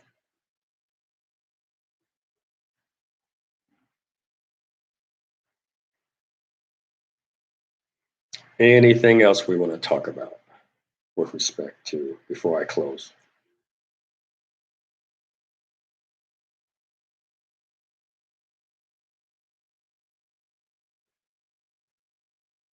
What age is appropriate? That's a It's a tough question because some kids mature faster than others. Some of it's environmental or social environment. You have biology that plays a part, but I think it's more of a social environment, genetic thing from that plays a part in the appropriateness. But maturity, well, I'm sorry, yeah, and then maturity is probably the biggest piece of it because is 8 too young? Well, not if you have an 8-year-old who is mature and they understand, they're articulate, they're able to convey their words and their thoughts and their feelings. Yeah. But another 8-year-old may not. Uh, so the appropriateness and the age, I think the parents have to play a part in that. Maybe no younger than maybe no younger than 9 or 10 years old. I don't know. That's tough. That's tough. Kids need therapy, I believe, especially with today's issue. Perhaps more so now than ever. And I think each generation is going to continue to say that, right? I can say my generation is nowhere near as sensitive as people in their 20s today. Without or with certainty, I can say that. But each generation is going to say things like that. But you're right. But with today's issues, kids do need therapy. It's every channel you turn on, so either something's happened to a black person, or even just non-black, but especially to black people. Every time you turn a TV on, something bad's happening. Uh, you have politicians on every side saying crazy things, doing crazy things. The commercials. I mean, yeah, I can see. Socializing is not normal right now, and some need to speak out. What do they need to speak out on? I'm not sure of that connection. What do you mean by socializing is not normal right now, and some need to speak out? What's the relatedness of those two parts of that sentence?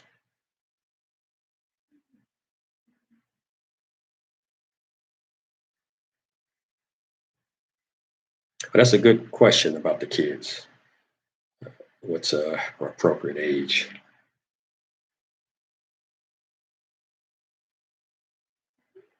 I think that takes some thought and some other variables that need to be considered before defining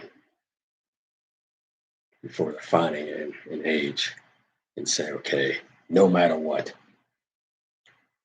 routine therapy can't happen if you're under this age.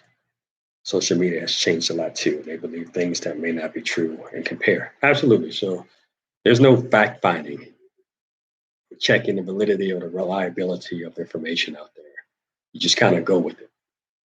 You hear something, oh, that sounds logical, or for whatever in your spirit, you just believe in it, and then you propagate it, you push it along, and your friends, you tell them, so they want to be around you, they start to believe in it. Before you know it, you believe it. It's like pseudoscience. And that's unfortunate. It is. It is. I've had, especially young people, I've had come up to me, just tell me certain things and show me things. Like send pictures or not pictures, but links like Facebook stuff or political stuff and things that debunk like science or debunk, I don't know, religion, what have you. But they believe things, and it doesn't have to be true. It just have to be believable. It has to make sense to them. And then to them, I generally say the same thing. Based on that logic, the only thing that's possible, I mean, the only thing that exists and can be true is if you believe it. Those are the only thing that's true that exists. Is only if you, Rashida or Michelle, believe it. I said, life's greater than you. It, life doesn't care about just you. So I push back. I always push back and say that same thing. And that same type of thing is if the only thing that the way you're coming at me and saying that this is true because X, Y, Z, and then you say, oh, I don't believe that, so it's not true. They say those type of things. I always say, hey, it's bigger than you. It's bigger than life is bigger than just what you believe. So, yes, some kids need behavioral therapy because the past weapons aren't working. It's funny because now we're talking about child rearing and genetics, biology, social environment, more so it's impacted by the social environment, some by biology and genetics, some from an operant or a classical or conditioning type of standpoint, different conditionings. But some kids you can tell, hey, sit there and don't move off that couch, and they're gonna sit there. They're not gonna move. The other person, you're gonna have to say, if you move off this couch, I'm gonna take this belt. I'm gonna do X, Y, and Z. Try me if you want to. Go ahead and try me. All right. So neither moved, right? But you had to approach them differently. So one person you would call like, hey, stay right here. I'll be right back. They stayed. The other person you had to damn near threaten their life. So behavior therapy is a thing, and they do need it. But a lot of that, I think, and we're getting way off topic, it's the parents. It's your approach to parenting. And yes, again, influence happens all around them. School, television, we're talking about social media, all of that happens. But it's, in my opinion, I think a lot of it's parenting, how you parent, how you choose. And I'm not saying one way of parenting is better than the other. It's just what it is. And some parents don't want to keep their child away from certain things. They don't want to shelter them, is the word. They don't want to shelter them. Others want them sheltered. And somebody said, talk about social media, like a lot of my little girls' friends have cell phones and stuff like that. No, I'm not gonna do that. My child will be 10 soon. She won't have a cell phone for another few years. What's the point? Because even if you put blocks and security and all types of stuff, there's too much stuff out there. So even when kids with phones come to my house, that's a no-no. I take all of those and they get put away. But I think a lot of the behavior therapy, that type of therapy happens in the home. It needs to start there. How do we get on this topic? I'm not sure how we got on this topic. It's like every time I'm trying to conclude, I'll ask a question, and then more stuff come up, which I don't mind. Y'all are really going to like the next one. The next one. So this one was more serious, a serious issue, and I mentioned that before that some of what I discuss or some of what we discuss will be more serious, and others will be more entertaining, controversial. And so the next one, it's going to be like an open forum type thing. It's going to be asking random questions, such as are women too picky in what they're looking for in a man? What's too old for a woman to have kids? Those type of questions. And I'm just going to want to get your feedback, your feedback. And some of them are thought provoking, more psychological, such as opening up an envelope with the type of depth you have. For example, would you open it? So those type of questions. Make sure you hit that subscription button and the notification bell. But I am going to go ahead and conclude this. Yeah, it's been about 2 hours.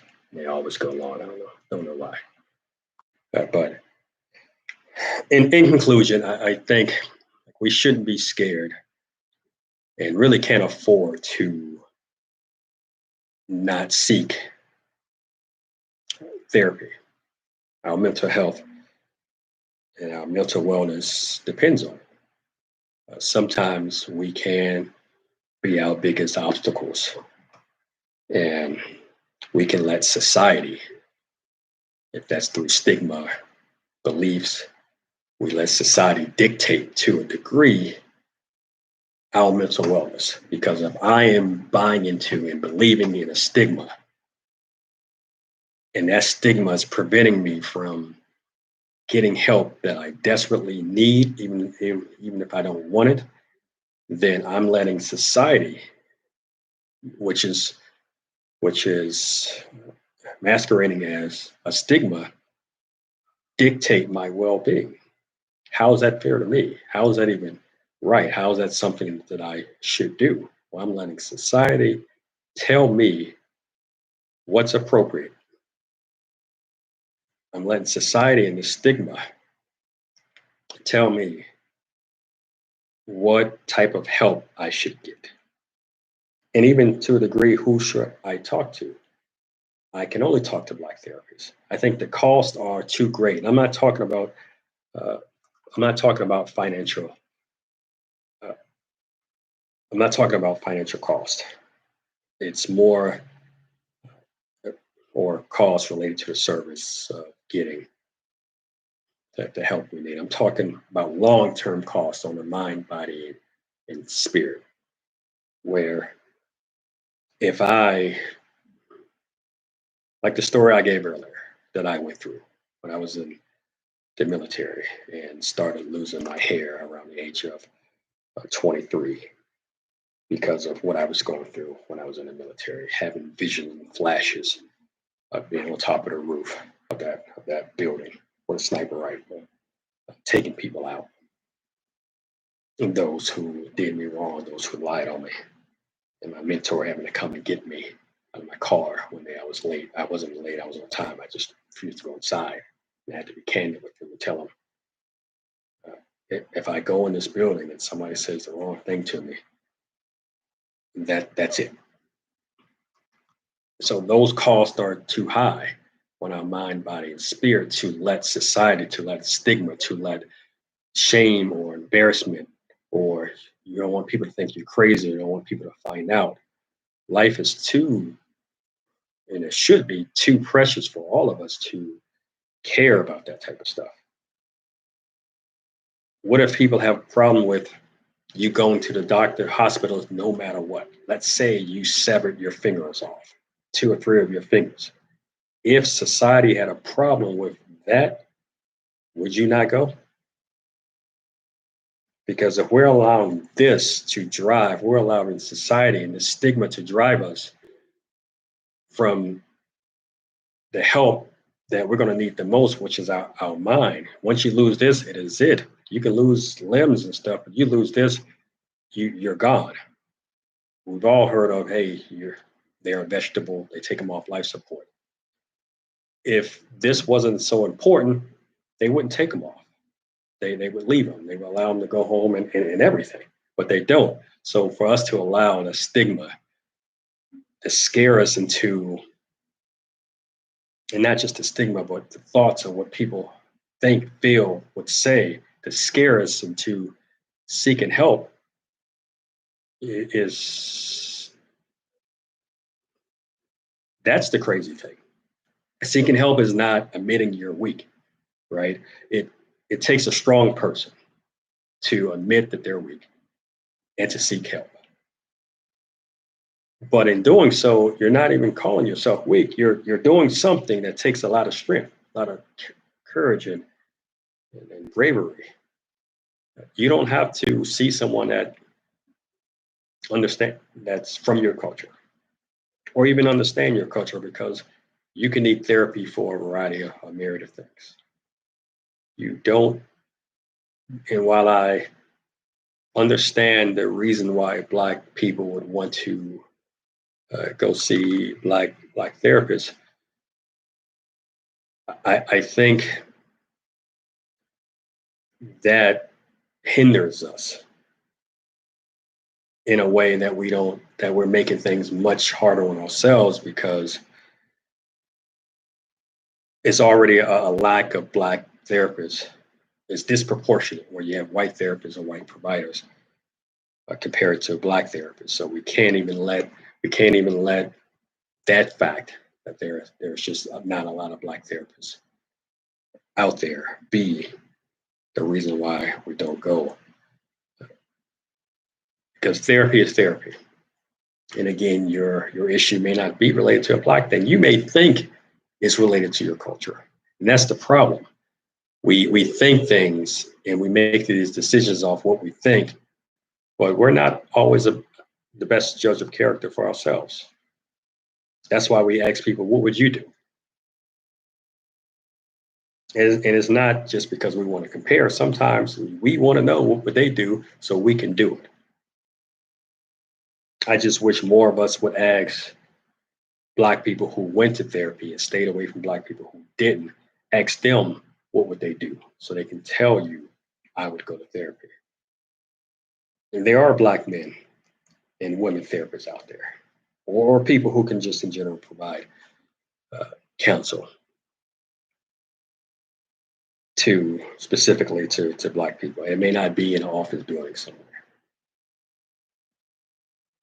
I think if you look long and hard, you would be able to find uh, people who are qualified. I think you can find people who are qualified to at least therapeutic sessions if you're not looking to go, if you're so hard up and against going to therapy. I think you can find people who who are qualified and in that realm. Again, if it's internists, people who are working on their license, for instance, master's license or doctoral candidates or doctorate holders or PhD holders.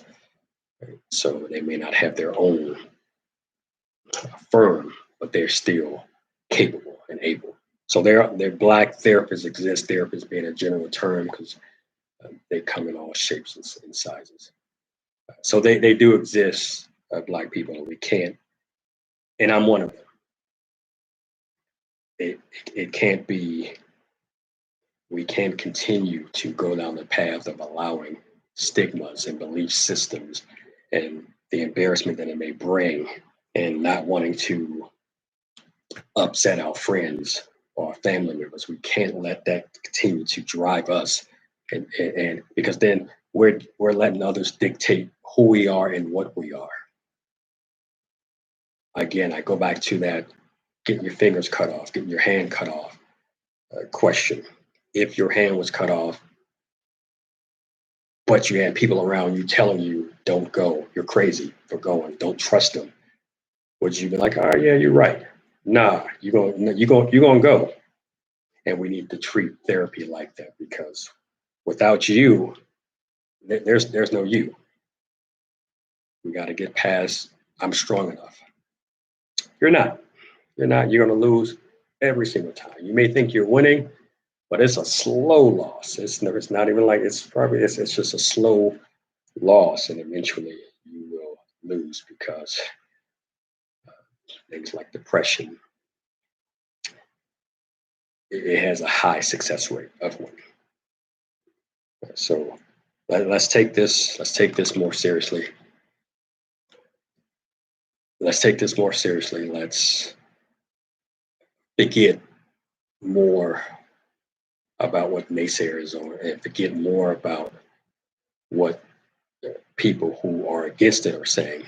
And let's get with some people who are for it and see why they're for it. Because it's easy to go along with the crowd, especially if the people in that crowd are the only people you hang around with. It's easy to do that. But we need to get with more people who are for therapy and learn their story. Understand so you can understand why they go and see what better mental position they're in because they went.